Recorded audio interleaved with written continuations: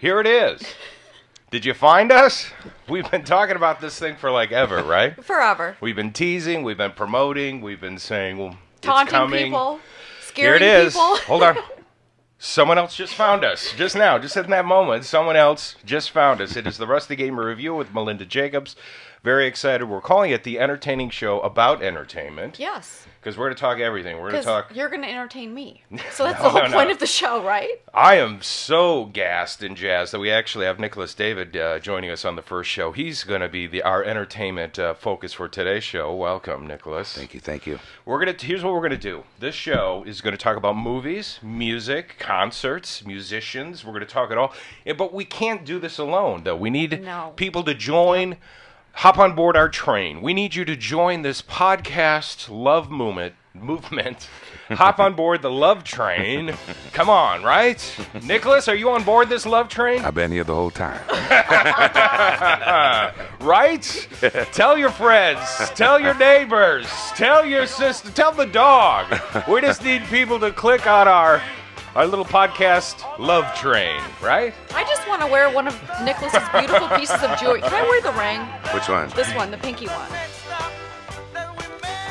Wow, look at that. Guess what? Look at that. It's not going anywhere. Where do you get your jewelry, Nicholas? All around. All around. Yeah. Nicholas, of course, became huge nationwide with the Voice, but he's been a musician here in Minnesota for a long time.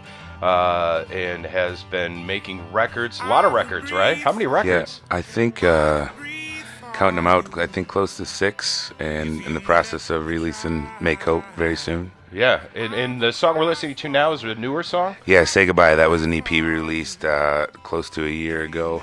Wow. About a year ago this May. And how much fuel has the Voice? We're going to get into this, but how much fuel has the Voice added to the gig? The Voice has been a tremendous platform and a huge light cast on stuff that was already happening, but and also the best music school I've ever been to. Yeah, all right, we're going to talk about that.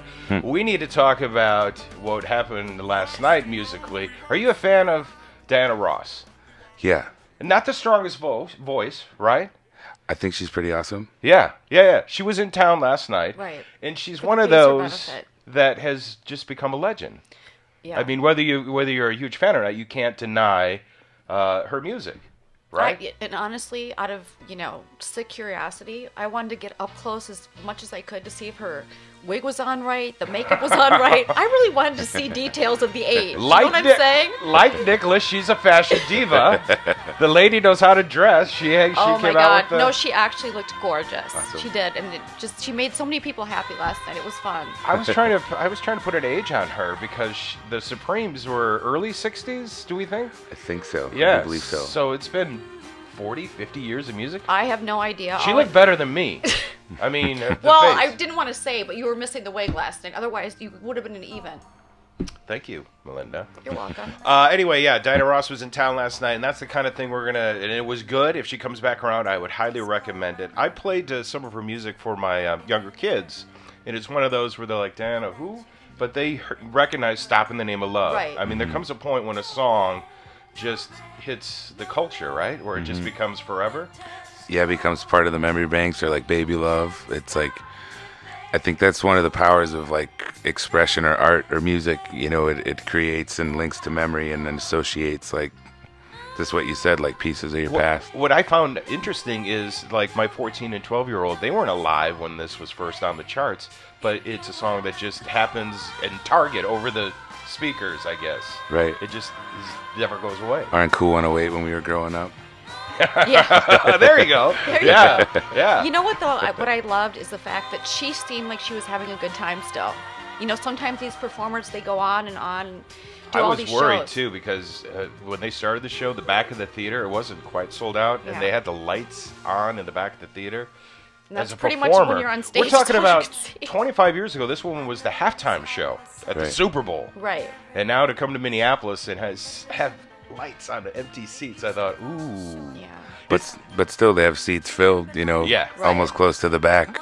Does it help, though, when you're a performer? Does a crowd change how the shows go? I think it does, being the fact that we're all energy, interacting and reacting and acting with and within and without. Like, Yes, but I feel also too like, even that's just my perspective, but if there's one person there, if there's 1,000, I'm still singing the same, playing the same, throwing my heart on the wall. There were some really, huge fans there. Did you see the women that were like trying to jump on stage? Toward the end, the one lady's rushed in and was crying. Crying. The I love security's that. like, I love that. When that happens. Yeah, I think it's fantastic. I like to watch women cry. Yeah, I like watching.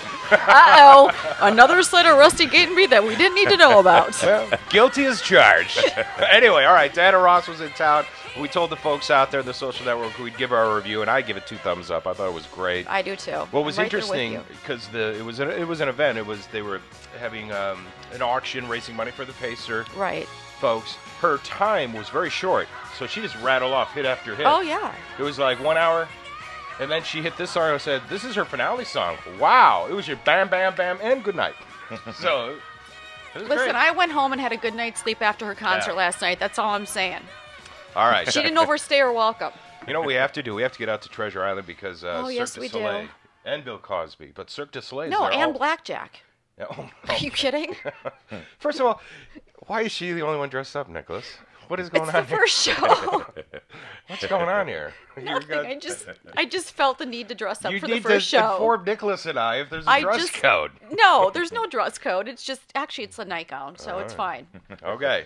I'm scaring people again. We're going to get through real quick, if you don't mind, we're going to do a quick movie reviews. Just get that out of the way. Time for our movie reviews. Bring it on. We've got 3. One of them I haven't seen, and we're going to rely on you, Melinda. Oh.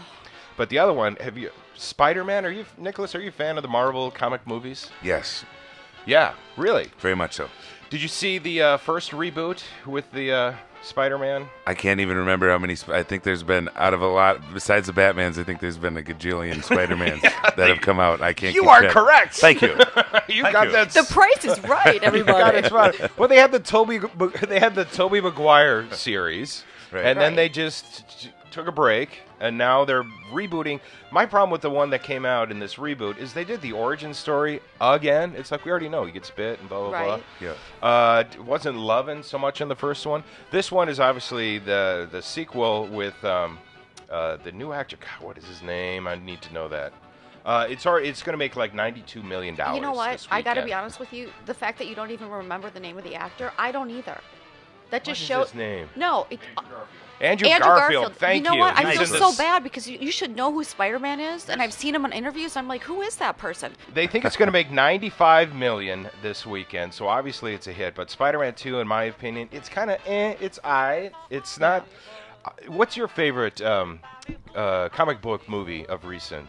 Do you have one? Yeah, I've really been digging the X-Men stuff and the backstories, like on Wolverine, and I think there's the X-Men Generation ones. I think there's a new one coming out too. There is. I have a screening at the end of the month. If you're in town, I'll take you. Dude, I'll take you up on that. All right, all right. I will let you know. Yeah, I like those as well. We can dress up. Yeah, like it's Comic-Con. FYI, he expects you to buy the popcorn.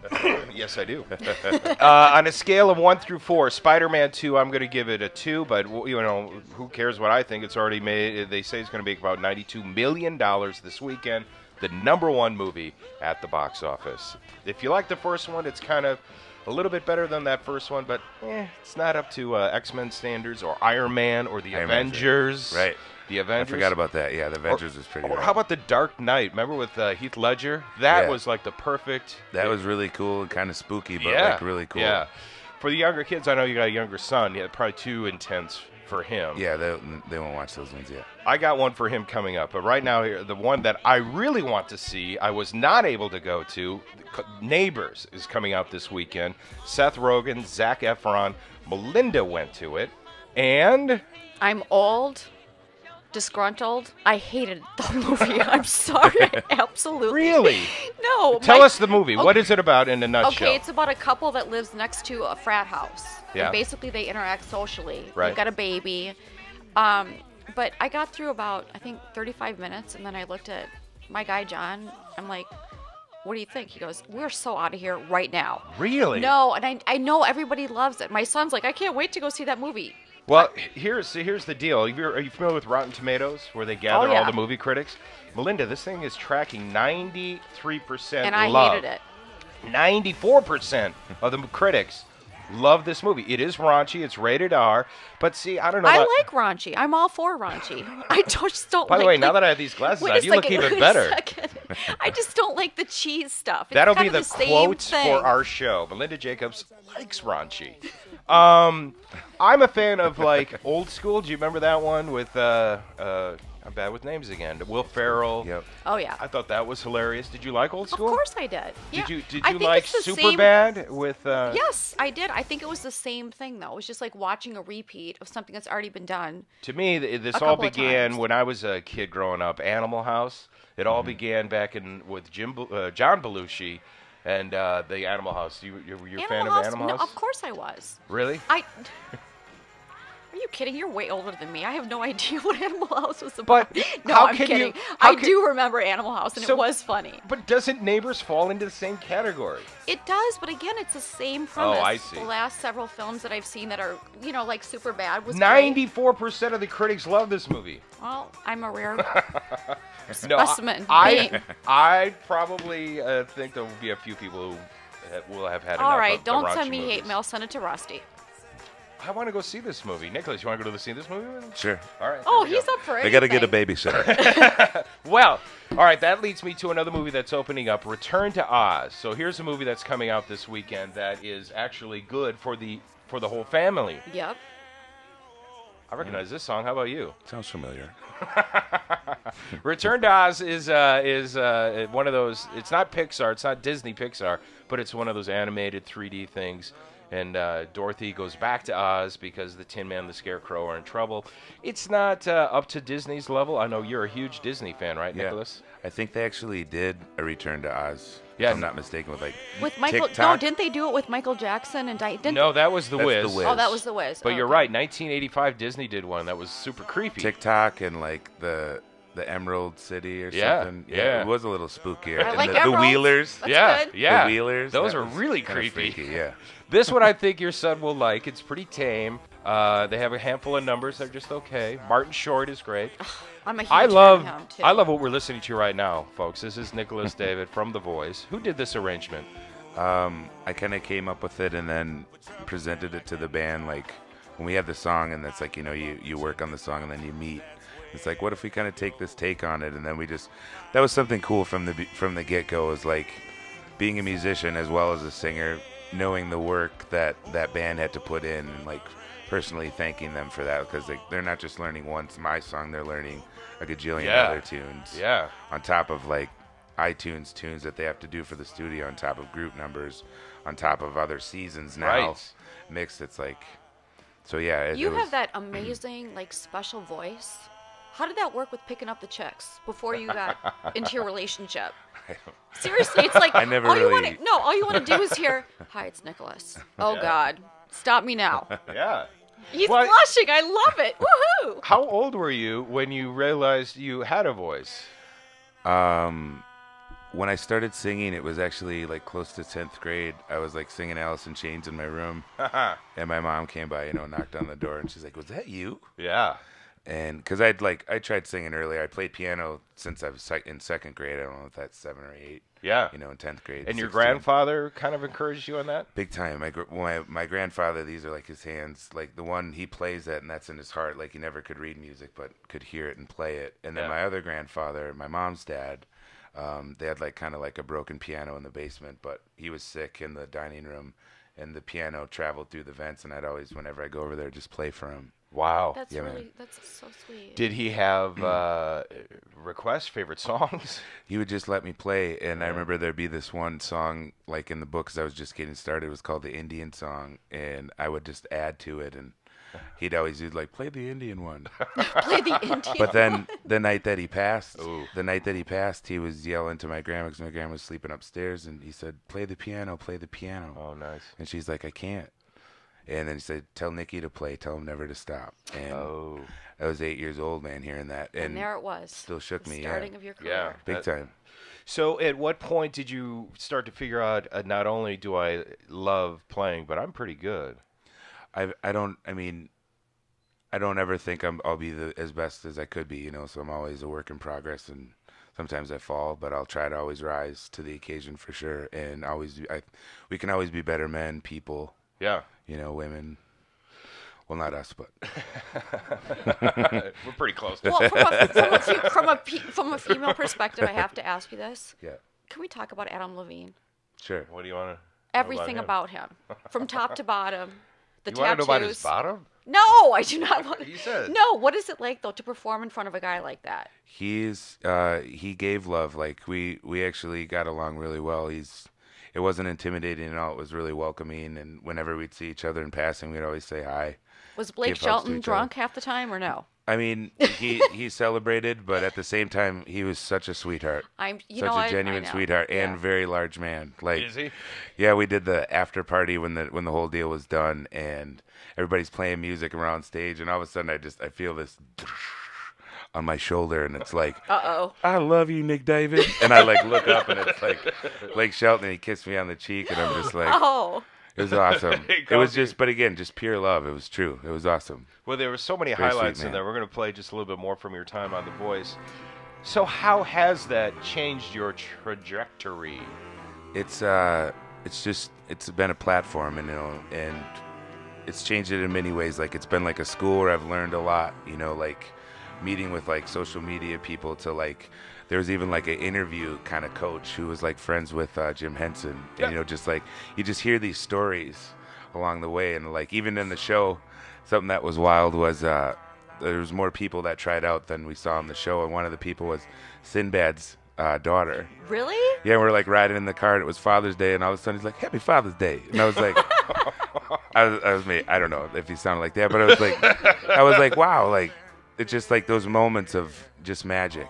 Did you find surreal moments when you're on stage thinking, the nation is, I mean, it's a hit show. Right. The nation's watching me perform right now. I think I would not think about that because if I would think of how many people were watching it, I'd kind of be like, whoa, so I had to like simplify it to being like, I played in many a room. I'll continue to play in rooms. And like right now I'm just in a room, even though it's like, a sound stage and this and that in front of millions of people. But is that pretty cool to have all that production value at that network level? You got the flames, you got the, the that lights. was awesome. And also too, just the history. It was like they did that's where Doc Brown's laboratory was.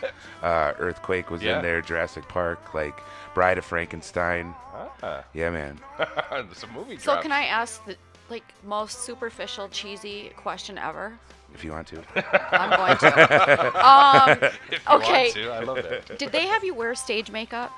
A little bit, but like I sweat a lot, so like it was pretty pointless. It was pretty hilarious. Like the first time during the blinds, like as we're getting ready to go, like on there, they were like, "Okay, get ready," and I'm like standing there, and you see the TV of like all them in their chairs, and it's like that's what you're used to seeing them on.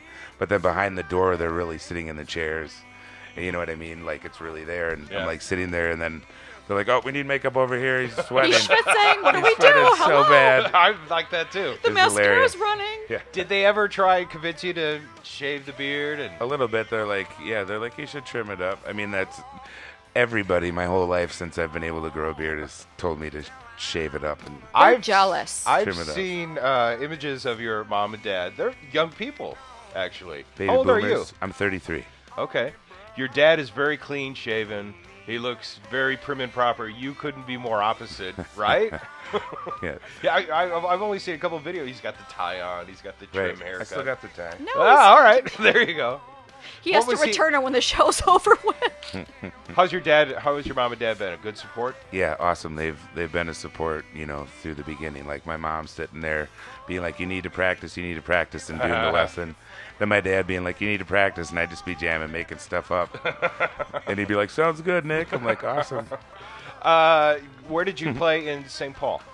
St. Paul, we played at the Happy Gnome. We did a Wednesday night thing, and then every other Thursday I'd play with my buddy CJ at Four Paws. We'd play out on the patio there. What kind of music did you listen to growing up? Everything. Disney movies, classical music. Disney movies. Cool 108. Why Disney movies? What did you like about Disney movies? Cartoons, man. I love cartoons. I love the fantasy, the creative stuff that you can fit, What's your favorite? My favorite, it's still, I've been wrestling with that a bunch, but I'd have to say The Jungle Book for sure. So I want to be a zookeeper. Pinocchio, you're wrong. Pinocchio's the correct answer. Do you like Pinocchio? Yeah, I do. Yeah. My favorite part was the whale thing again, though, probably because of the zoo thing. How about the song too? When you wish. Right? Yeah, I actually. Rusty, he's the singer, not you. What is going on in here? What's going on in the Makes studio? no difference. Oh God, Nicholas, help him. Who you? Yes. Where were we? Go for it. When I started to hear you, I hear a little bit of your vocal stylings, a little bit of Aaron Neville, but also play a little bit of this. Let me see if you recognize this band. Recognize these guys? A little volume. You weren't even born. Time was drifting. This rocket got to roll. So I hit the road. A little bit. There's a little bit of Nicholas David in this guy.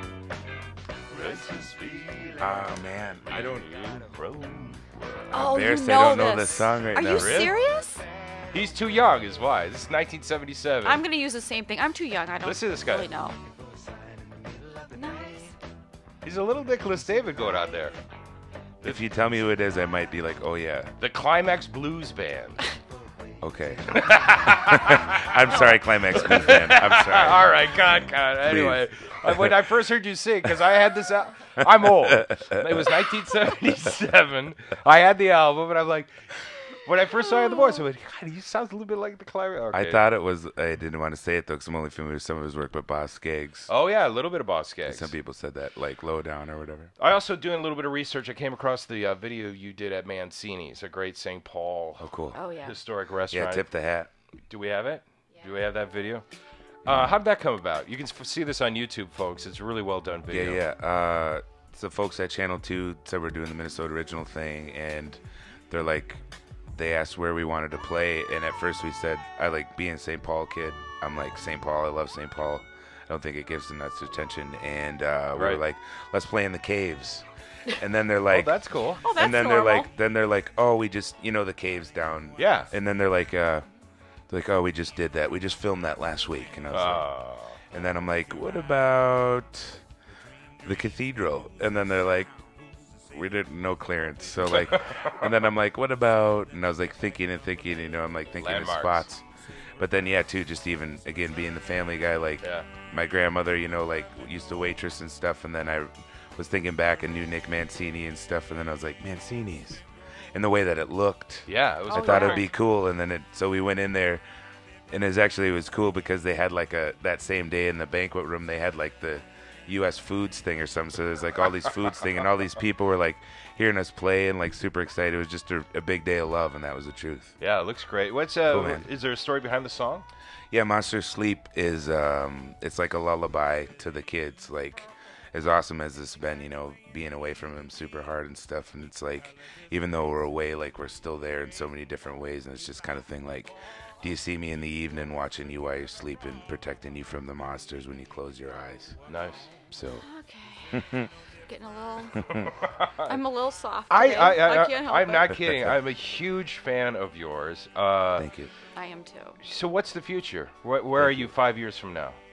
Hopefully slow and steady, still climbing and trying to be better and taking it to the people. We've almost basically made a full circle around the country and, gone out of the country and doing some work. Continuing also to use music only as the vehicle, and try to like also practice what I preach.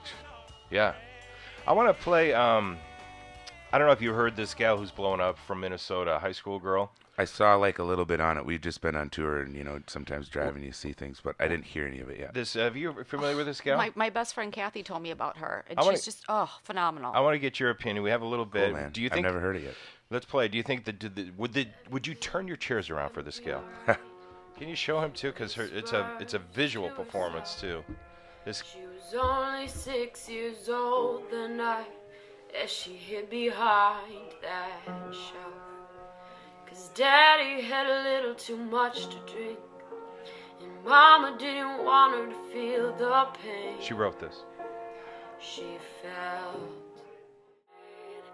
if there's a God out there, What do you think? I think it's pretty. How old is she? I think she's a senior in high school. Yeah, I mean, not that matters, but like her voice sounds like an old spirit for sure. Yeah. And it's a story. It's pretty. Obviously, it's hitting home with her, right? Right. The performance, I think, is Right. what really sells it. Yeah, the ability to convey that emotion. What I love about her, too, is that she's very natural. She's not trying to put on, she doesn't have a ton of makeup on and the high heels. I mean, look. She's got a series of songs on her site that she's written, but this one, I think over 1 million people in 1 week have checked it out. That's awesome. What would your advice be? I'd just keep doing what you're doing. Yeah. You know what I mean? I'll stay out of the way. We skipped over. I want to play this for you, Melinda. No, it's another Nicholas David song, but this one, when I was doing my research, I was like, oh, wow. You really can't pigeonhole this guy. What was this stuff now? Listen to this. This is Nicholas David.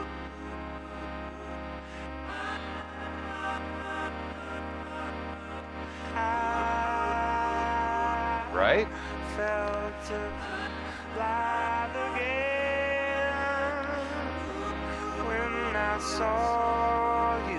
You like it? Goosebumps.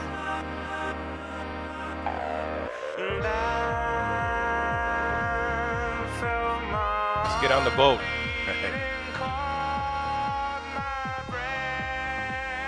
So how'd this come about?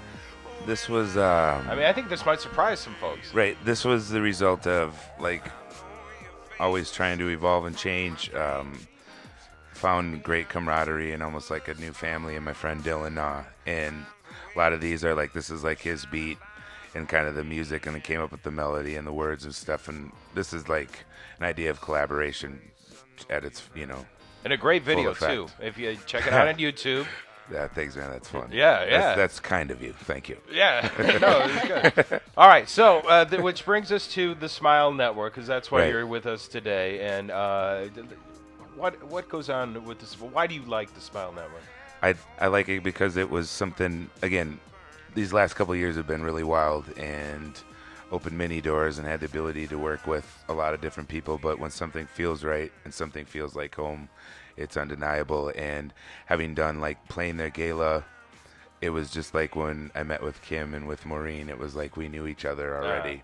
And there wasn't any work really. It just kind of wrote itself. And before we knew it, I found myself getting a call being hey, do you want to come to Mexico with us? And my buddy Jason Davis. And you guys went out. My buddy now too from that. I love that man. He's awesome.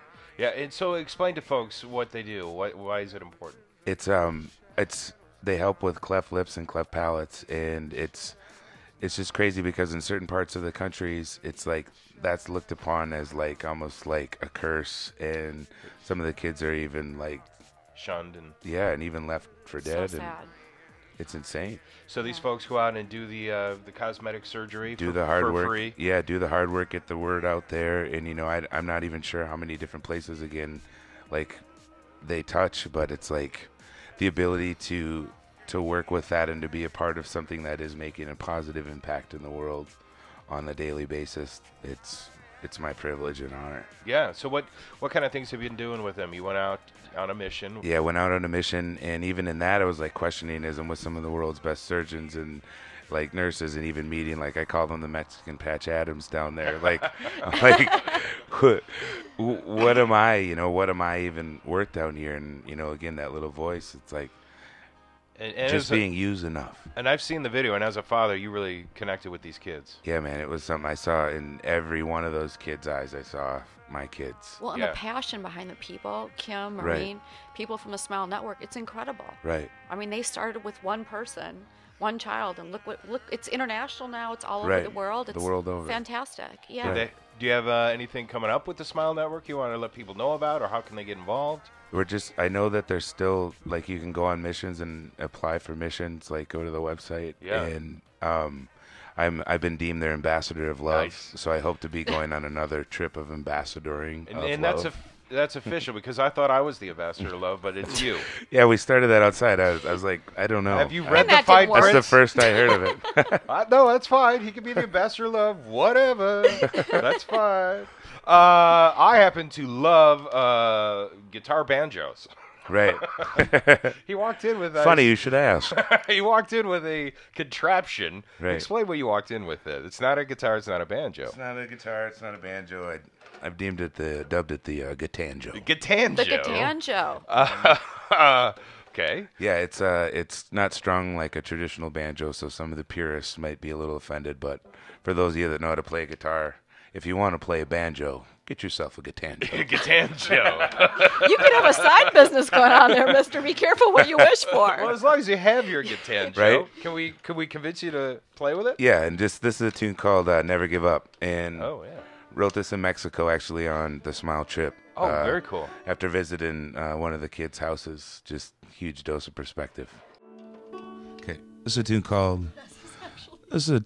Never Give Up.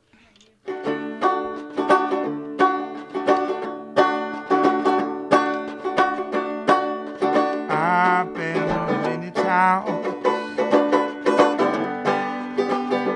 looked in the many eyes, my feet hit the pavement most of the nights.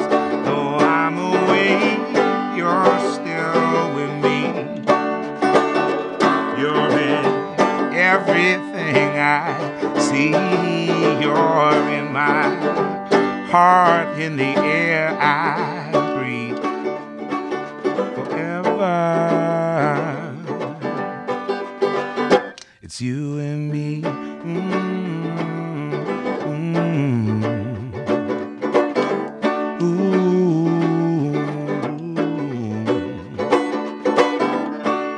The you that you came to me is different from the you I see. And as for me, you put me together, and I'm home. When I'm away, you're still with me. You're in everything I see. You're in my heart and the air that I breathe forever. It's you and me.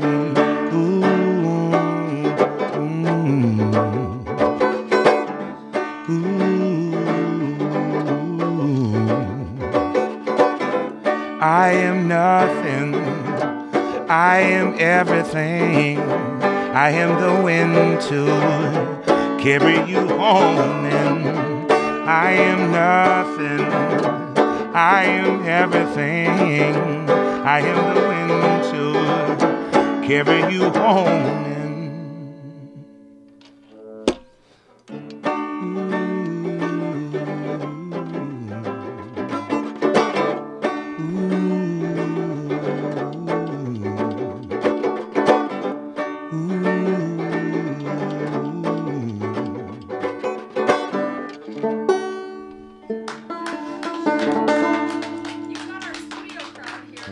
Including myself. That is cool. Oh my God, that it's is beautiful. cool. Thank you kindly. Nicholas, thank you. You're welcome.